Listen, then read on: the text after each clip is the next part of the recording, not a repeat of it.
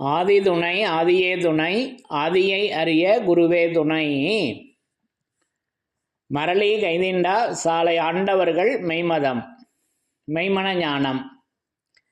தெளிவதாகவே ஏழ்நிலை கம்பம் என்று உன்னில் தெளிந்திட, தெளிவதாகவே ஏழ்நிலை கம்பம் என்று திருமறையில் தெளிந்திட, சிரஞ்சீவி என்றோர் பட்டமும் வந்து செல்வ சம்பத்தும் உண்டாகுமே.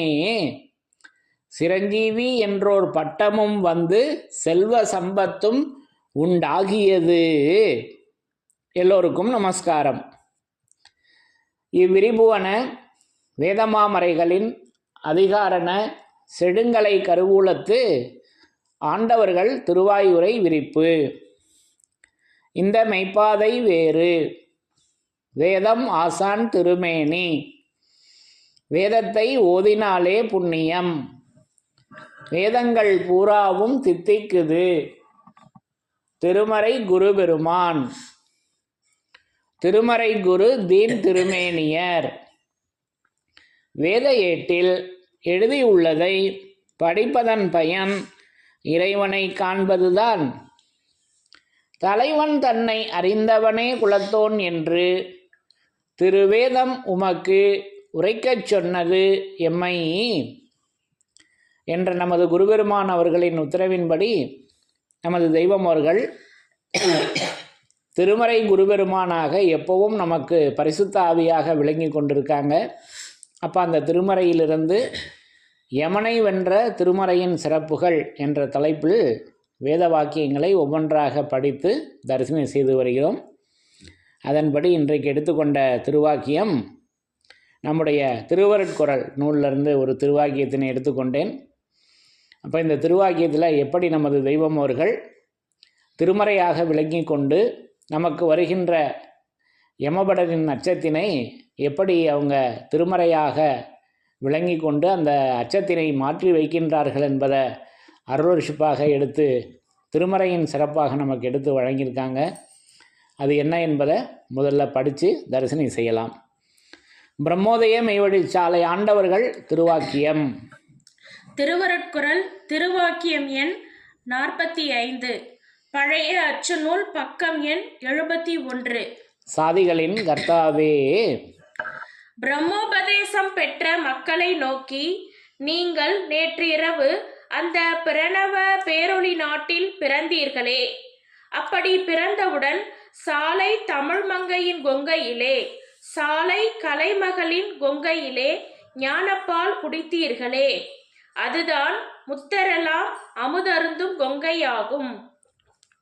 மற்றவர்களுக்கு தமிழ் இனிக்காது. இப்படி உலகமெல்லாம் தமிழின் சுவையே அறியாமல் போகின்ற நிலையில், தமிழின் சுவை மாத்திரமல்ல, அதன் முழு வல்லபமும் நமக்கு கிடைத்துள்ளது. அதை கொண்டுதான் இந்த உலகமெல்லாம் கண்டு அஞ்சி கழிகிற யமனுடைய கொடிய வல்லபத்தை முறியடிக்கிறோம். அதை கொண்டுதான் இந்த உலகமெல்லாம் கண்டு அஞ்சி கழிகிற யமனுடைய கொடிய வல்லபத்தை முறியடிக்கிறோம் என்று நமது குலதெய்வம் பிரம்மோதய மெய்வழிச்சாலை ஆண்டவர்கள் திருவாய் மலர்ந்து அருளி உள்ளார்கள். சாதிகளின் கர்த்தாவே. அப்போ இந்த திருவாக்கியம் எண் 45 சாலை தமிழ். சாலை தமிழினுடைய வல்லபத்தை தான் ஒவ்வொரு வரிக்கு வரி பேசி வர்றாங்க. வார்த்தைக்கு வார்த்தை, எழுத்துக்கு எழுத்து. அதை தான் அந்த தமிழினுடைய வல்லபம் அல்லவா. அந்த யமபடர் அச்சம் என்னும் இருட்பிடிப்பை எவருடைய நெஞ்சகத்திருந்தும் பிடுங்கி எறியவல்ல எம்முடைய ஏற்றமிகு கல்வியே தமிழாகும் என்று பேசியிருக்காங்கல்லவா. அப்போ இதெல்லாம் ஏற்கனவே நம்ம படித்து தரிசனம் செய்திருக்கிறோம். அப்போ இங்கே மறுபிறப்பு, வேதத்தில் நாம் மறுபிறப்பு பெறும்பொழுது நடக்கின்ற சம்பவத்தினை தெய்வம் அவங்க எடுத்து பேசி காட்டுறாங்க. அன்றைக்கு அனந்தாதி தேவர்களுக்கு அவங்க பிரம்மோபதேசம் செய்து வைத்தார்கள். நமக்கு திருமஞான குறள் 74வது திருவாக்கியத்தின்படி இங்கு எமது வேதமணி சூழில் நீங்கள் மறுபிறப்பு அடைந்து அந்த 6வது அறிவை பெற்றிருக்கின்றீர்கள்.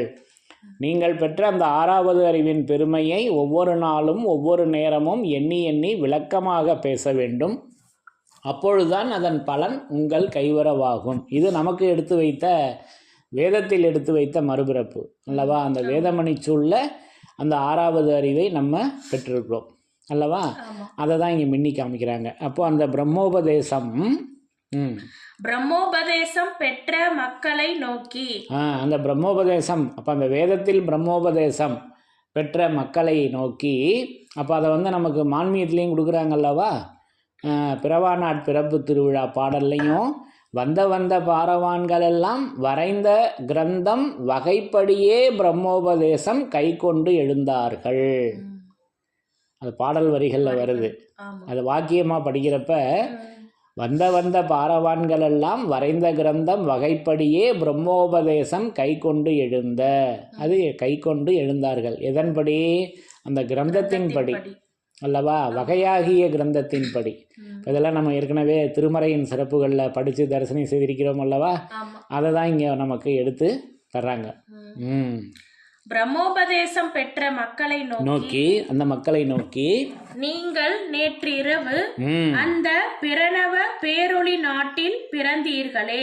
அந்த இரவுல தானே இப்போ நம்ம பிறக்கிறோம்.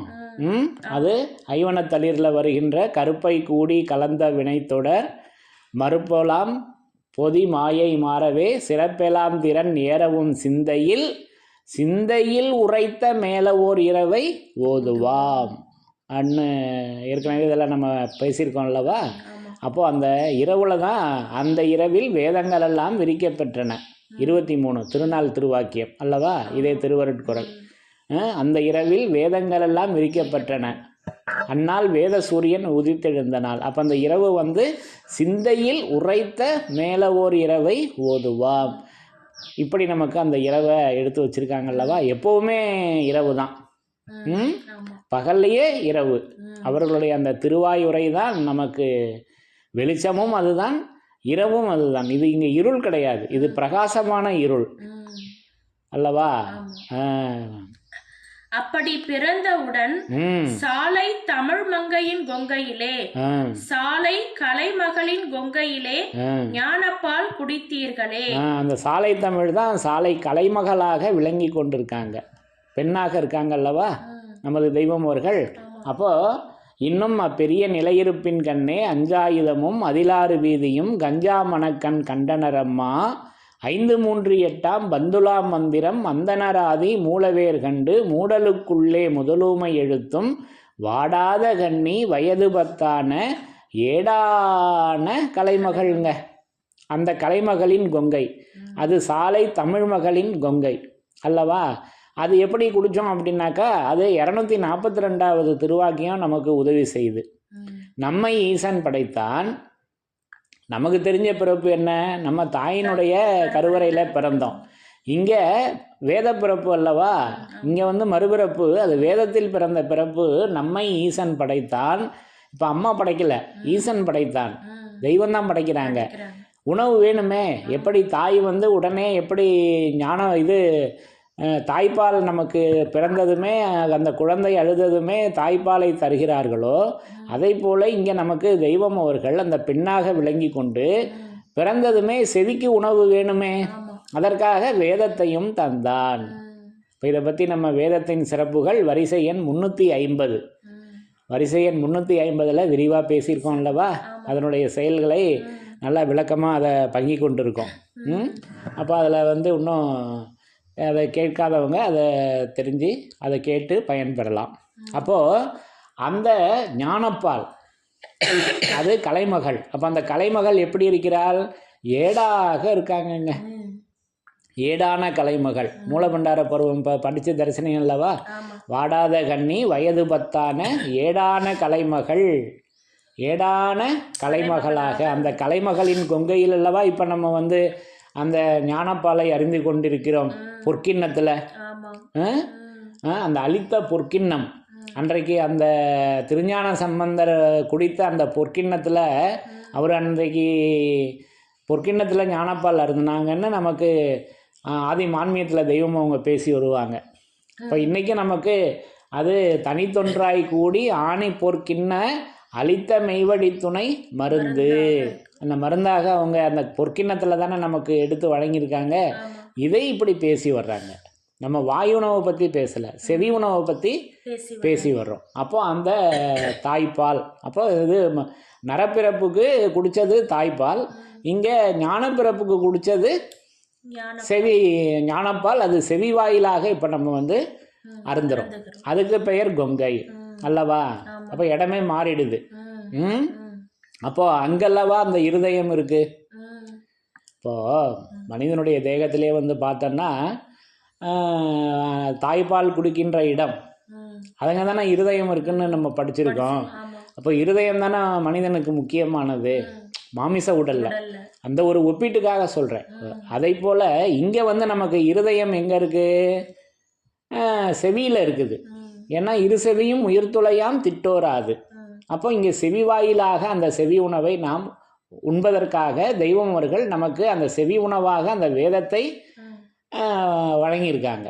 அப்போ வாயில் சுவை உணர்வது மிருகம், செவியில் சுவை உணர்வோர் தேவர்கள் என்று லட்சணம் சொல்கிறாங்க. செயல்பாடு. இப்போ நமக்கு வாய்ச்சுவை தான் தெரியும். நம்ம மிருகம், நான் மிருகம், நம்ம இல்லை, நான் மிருகம் என்று நான் ஒத்துக்கொண்டேன். நான் மிருகமாகத்தான் இருக்கிறேன். ஏன்னா எனக்கு இதுதானே தெரியும். இப்போ இங்கே தேவராக நம்மளை ஆக்கி வச்சுருக்காங்க. செவியில் அந்த சுவையை உணர வச்சுருக்காங்கல்லவா? அதை தான் இங்கே வந்து அந்த கலைமகளாக ஏடாக நின்று இப்போ ஒவ்வொரு இடங்கள்லையும் அந்த திருமறையாக நான் விளங்கி கொண்டிருக்கின்றேன் என்பதை எப்படி தெய்வம் அவர்கள் நிரூபித்திருக்காங்க பார்த்தீங்களா? அப்போ அவங்க அந்த திருமறையாக நமக்கு விளங்கி கொண்டு அடுத்து என்ன செய்கிறாங்கன்றதை தான் அந்த சூட்சுமத்தை உடைக்கிறாங்க. படிங்க. சாலை தமிழ் மங்கையின் கொங்கையிலே, சாலை கலைமகளின் கொங்கையிலே ஞானப்பால் குடித்தீர்களே. ஆமா, அதுதான் முத்தரலாம் அமுதருந்தும் கொங்கையாகும். அது அமுதம் அல்லவா? அமுதம் நமக்கு விளங்கிடும் தேக நான்கும் வேதனா அமுதம் சிந்தும். அமுதமும் நம்ம நிறையா படித்து தரிசனை செய்திருக்கிறோம் அல்லவா? ஆக இப்படி இருக்கலாம். அது அந்த உணவு செவி உணவு இப்படி இருக்குதுங்க. அதை சொல்லி அடுத்து சொல்லி வர்றாங்க. மற்றவர்களுக்கு தமிழ் இனிக்காது. ஆமா, இந்த சாலை தமிழ் இனிக்குமா? இனிக்காது. அவங்களுக்கு மாமிச தேகம் தான் இனிக்கும், உடம்பு தான் இனிக்கும். மாமிச தேகம், இந்த தேகம் இருக்கல்லவா, இதுதான் இனிக்கும். இப்படி உலகமெல்லாம் தமிழின் சுவையே அறியாமல் போகின்ற நிலையில் தமிழின் சுவை மாத்திரமல்ல, அதன் முழு வல்லபமும் நமக்கு கிடைத்துள்ளது. பாருங்க, அதனுடைய முழு வல்லபமும் கிடைச்சிருக்கு. அப்போ முழுசு பூரணம். அப்போ எம்முடைய தெய்வம் அவர்களுடைய முழு இச்சை என்னன்னு நம்ம படித்து தரிசனம் செய்திருக்கிறோம் அல்லவா? அப்போ அதை வந்து நமக்கு தனித்திருப்பாடல்களில் எடுத்து வழங்கி வர்றப்ப முழுவேத வாடாத முழுவேத தவவாய்மை முனிவன் வாக்கு. வாடாத முழு வேத முழுவேத தவவாய்மை முனிவன் வாக்கு மூண்ட இருள் மனத்தினருக்கு விளக்கமாமோ என்று பேசி வர்றாங்க. முழுவேத தவவாய்மை முனிவன் வாக்கு. அந்த முழுமை அது பரிபூரணம் அல்லவா? அது பௌர்ணமி பிரகாசமாக இருக்கு அல்லவா? முழுமையாக இருக்கு. அப்போ அந்த முழு நிலவு அது திருவேதமாக அல்லவா இருக்கு. அதை இப்படி நான் அதை தரிசனம் செய்கிறேன். தமிழில் சுவை மாத்திரமல்ல, அதன் முழு வல்லபமும் நமக்கு கிடைத்துள்ளது. அந்த முழு வல்லபமும் நமக்கு இப்ப அந்த சாலை தமிழாக சாலை கலைமகளாக நமக்கு வழங்கியிருக்காங்க. அதை கொண்டுதான் இந்த உலகமெல்லாம் கண்டு அஞ்சி கழிகிற யமனுடைய கொடிய வல்லபத்தை முறியடிக்கிறோம். பாருங்க, அப்போ அந்த வல்லபத்தை கொண்டுதான் இந்த உலகமெல்லாம், இன்னொரு படிங்க, அதை கொண்டுதான் இந்த முழு வல்லபத்தை கொண்டுதான் இந்த உலகமெல்லாம் கண்டு அஞ்சி கழிகிற யமனுடைய கொடிய வல்லபத்தை முறியடிக்கிறோம். அப்ப யமனுடைய வல்லபமும் பயங்கரமா இருக்கு. அவனுடைய யமனாகிய அந்த இஸ்ராயலுடைய வல்லபமும் மிகை மிஞ்சிய பலமாக இருக்குது. அதை முறியடிக்கிறதுக்கு இன்னும் அதை தவ வல்லபத்தை தெய்வம் அவங்க கொண்டு வர்றாங்க, அதையும் மீறி அதிகமாக அல்லவா? அப்போ இதை வந்து நமக்கு அது பாருங்கள், அது வாசகம் கொடுக்குறாங்க. உலகமெல்லாம் கண்டு அஞ்சி கழிகின்ற.